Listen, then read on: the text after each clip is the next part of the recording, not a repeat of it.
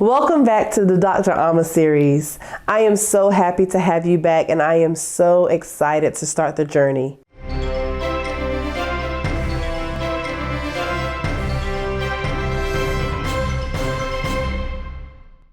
Just a quick recap.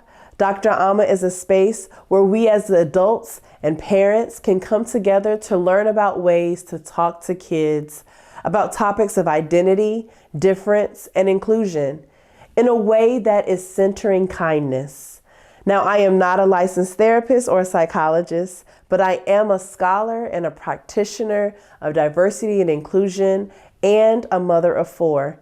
And I care about how we are communicating with our children around these topics.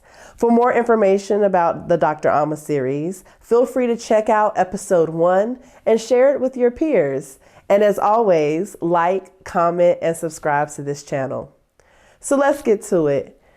When are my kids ready to have these conversations? I get this question all of the time, so let's break it down here. The first thing to keep in mind is culture is both static and dynamic, meaning while there are aspects of childhood that may feel the same that we went through, there is also a lot that has changed. The world is both the same and different, meaning the life lessons may feel familiar. The clothes are even coming back in style.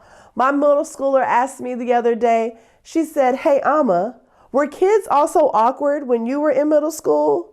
Yeah, like these things remain the same time and time again. That part isn't changing, right?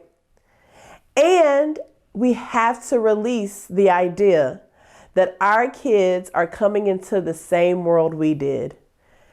Kids are being exposed to more publicly around identity, and there's so much more language around expressions and identity that we didn't have. So when are kids ready to have these conversations? The short answer is they're ready now. And let's break that down a little more. One thing to remember is that depending on your child's identity, some parents and adults don't get the choice to choose when to talk to their kids about identity, especially when we are talking about race or gender.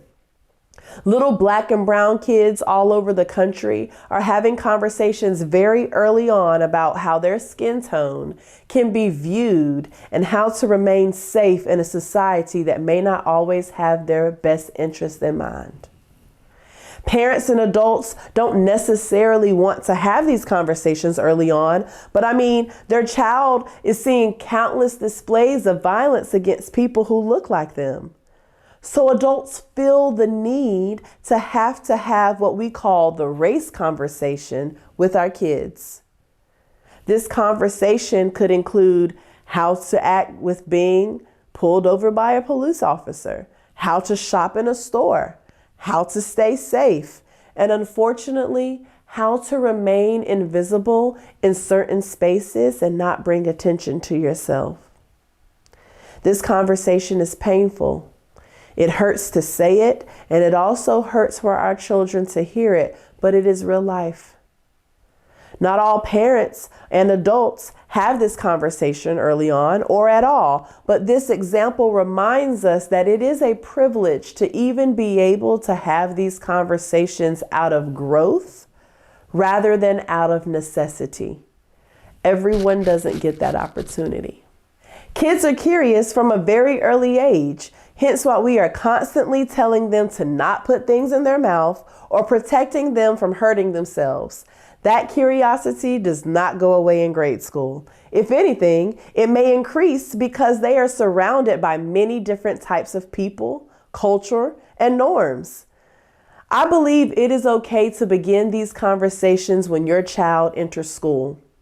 They are seeing new things for the first time. Now at that age, they may not understand it as identity, or they may not have the language that we have, but they are noticing differences. They are noticing things like hair texture, or if a child wears glasses, skin color, accents, language, and even attire. They even use those aspects of a person to describe their classmates. The girl in my class who wears glasses and has curly hair. One of our girls has her hair locked, and kids absolutely notice that her hair is different than others, or is a hairstyle they've never seen before. Conversations very early on can be comments like, when we see someone or something that is different from us, let's not think about it as bad or funny. If you're interested in learning more about that person, you can say something like, "Hi there, I like your hair," or fill in the blank for whatever it is. "I don't have that. Can you tell me more about it?" Rather than making fun of it or touching it without their permission. The early grade school age is usually when kids receive the "be nice to everyone," no matter their identity. It doesn't matter if they're black, white, red, purple, orange, and we begin to name these abstract colors that a person can't be in order to make the point that it doesn't matter how they look, just be nice. And while we want to instill kindness in our children, let's do it while allowing them to see the different colors of a person, the different abilities and disabilities of a person, to notice that someone has a different religion. If we teach them to not pay attention to those things, then they won't pay attention to those things. And this can be an invalidation. Because I assure you, the kid who is different is absolutely being treated like they are different. So let's see and acknowledge and value what makes us different and be nice to each other because I am different than you. Conversations begin to progress as kids get older. I have experienced that at about 4th grade is when students have been exposed to attractionality. And even in 5th grade or in elementary school, they take a class to learn about the human body. They see identities that are represented in movies and games and shows. I know Disney has become more inclusive in casting.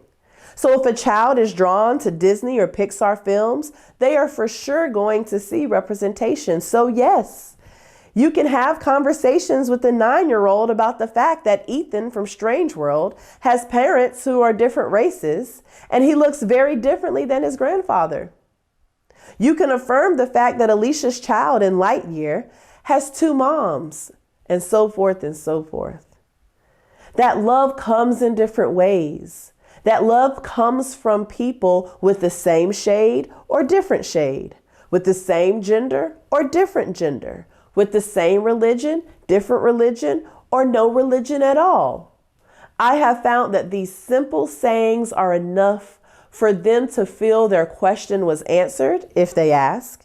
I also recommend proactive conversation if time, place, and manner are appropriate. But those sayings also instill that they do not have to turn away or become disgusted by how they are seeing other people live their lives. And let me end on this point. To be honest, it's not as taboo as you all may think. It's not as taboo as you think it is for them. I am amazed by the normalization of identity my kids have. I have gone to explain something to them and they're like, "Duh, Amma, we already knew that." My kids, without any conversation from me, will say to each other, "You don't know that person's gender, so don't assume." Or they will ask someone how they identify before speaking to them, and they are 11 and 8. So some of this nervousness and hesitation to talk to kids could actually be coming from us. And certainly by middle school and high school, different expression of identities is just another normal day at school. Our kids could be more ready than we realize. Again, they are living in different times than us, and it is okay to talk to them now. I hope this content was helpful for you. If it was, don't forget to like, comment, and subscribe, and share with your peers as well. Next episode, we will talk about a topic that is so prevalent with our kids, bullying. Join us next time on the Dr. Amma Series.